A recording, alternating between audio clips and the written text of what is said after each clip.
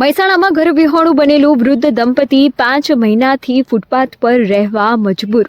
વિકસિત ભારત અને ગરવી ગુજરાતના મહેસાણામાં વૃદ્ધ દંપતી ખુલ્લા ફૂટપાથ પર રહેવા મજબૂર બન્યું. મહેસાણાના ટીબી રોડ પર મહાનગરપાલિકાએ વિકાસ આડે આવતા કાચા ઝૂંપડા તોડી પાડતા નિરાધાર વૃદ્ધ દંપતી ઘર વિહોણું બનીને ઘર સામાન સાથે ફૂટપાથ પર રહેવા મજબૂર બન્યું. છેલ્લા 5 મહિનાથી વધુ સમયથી વરસાદ, ઠંડી અને ગરમીને સહન કરતું વૃદ્ધ દંપતી ખુલ્લા ફૂટપાથ પર જ રહીને જીવન જીવવા મજબૂર બન્યું. ખુલ્લા ફૂટપાથ પર રહેવાથી મચ્છરો અને રસ્તે રખડતા ઢોરોથી ત્રસ્ત વૃદ્ધ દંપતીએ આશ્રય માટે અપીલ કરી. 2022માં દેશના ઘરવિહોણાઓને પાકા ઘરો અપાવી દેવાના પ્રધાનમંત્રીના વચનને યાદ કરીને ટીબી રોડના સ્થાનિક ઉર્વેશ પંડ્યાએ આક્રોશ વ્યક્ત કર્યો. આશિષ પટેલ, મહેસાણા. કાકા, શું નામ તમારું અને તમારે આવી રીતે ફૂટપાથ ઉપર રહેવાની કેમ જરૂર પડી? સંપત મણીલાલ મારું નામ છે. મારા ડોશીનું નામ સુબીબેન સંપતભાઈ છે. અમે આટલા 5-6 મહિનાથી બહાર પડી રહીએ છીએ તડકામાં, ચોમાસામાં, શિયાળામાં. અમે કોઈ તમારા જેવા સામું જુઓ, કોઈ જોતું નથી અમારા સામું. તમે ગરીબીના સામું જરા જો દૂર કરશો તો ભગવાન માતાજી તમારી દુઆ તમને કરશે. તો તમારું મકાન કેમ તોડી પાડવામાં આવ્યું? નગરપાલિકાએ. કયા કારણથી? આ રોડ બનાવતા હતા એમના. તો નગરપાલિકાએ તમારે અમારે કશું જ નહીં હાલી છે. તમારું શું નામ અને તમારે કેમ આવી રીતે રોડ ઉપર રહેવાની? સુભીબેન મારું નામ છે. સાહેબ, અમારે બધી પાતે મુસીબત, અમારા ઘર તોડી નાખ્યા.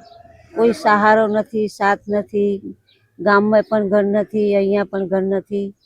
વર્ષોથી રહીએ, 2 વખત ઘર પાડ્યા. અમારે કયા ગામના વતની છો? અમે છીએ ગાળિયાલના. અમારા ગામમાં કશું નથી, અહીંયા કાંઈ નથી. અત્યારે ભાડે રહીને બહુ રહેતા હતા, પણ અત્યારે મુસીબત અમારે બહુ જ આવી ગઈ અને કોઈ આધાર નથી અમારો. આ તડકામાં પડી રહ્યા, મચ્છરિયા ખાઈ જાય, ગાયો હેરાન કરે, રાતે ખાવાનું પણ ખાઈ જાય, કશું નથી રહેવા દેતી ગાયો. રોડ ઉપર પડી રહ્યા, અમારે કોઈ આધાર નથી સાહેબ. અને નગરપાલિકા કશું નથી આપતા અમને. નગરપાલિકાએ પાડી નાખ્યું અમારું. કોઈ સહારો નથી અમારો. જો સહારો હોય ને તો અમે જતા રહીએ સાહેબ, પણ સહારો ક્યાંય જ નથી. ઘરે નથી, બારે નથી, કશું નથી અમારી જોડે. અને તડકામાં પડી રહ્યા અમે. રાતે મચ્છર કરીને ખાઈ જાય, ગાયો હેરાન કરે, કૂતરા હેરાન કરે.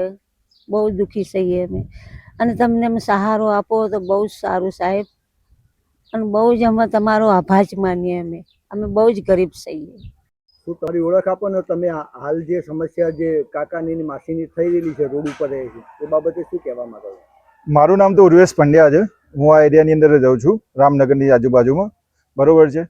કેટલાક સમયથી હું આ રોડથી નીકળું છું તો આ કાકા કાકીને જોઉં છું રોડ ઉપર, જે રસ્તા ઉપર એમનો ઘરનો સામાન અને રહી રહ્યા છે. છેલ્લા 4 થી 5 મહિનાથી તો હું જોઈ રહ્યો છું. મને માનવતાના દ્રષ્ટિથી હું જોઉં તો મને એવું દયા થાય છે કે ગરમી છે, ઠંડી છે, ચોમાસું, આ 3 ઋતુ નીકળી ગઈ ને હવે આવશે ગરમી. બરોબર છે. આ 3 ઋતુની અંદર રહેવું અને બી બહારની સાઈડ બહુ કઠિન છે, ખુલ્લા આસમાનની નીચે. બરોબર છે. આપણે નરેન્દ્ર મોદીજીએ 2022ની અંદર ગરીબોને પાકા મકાન આપવાનો વાયદો કર્યો હતો, પણ એમના કાચા મકાન બી તોડી દેવામાં આવે છે અને તેમને ઘર પણ સામે મળી નથી રહ્યું.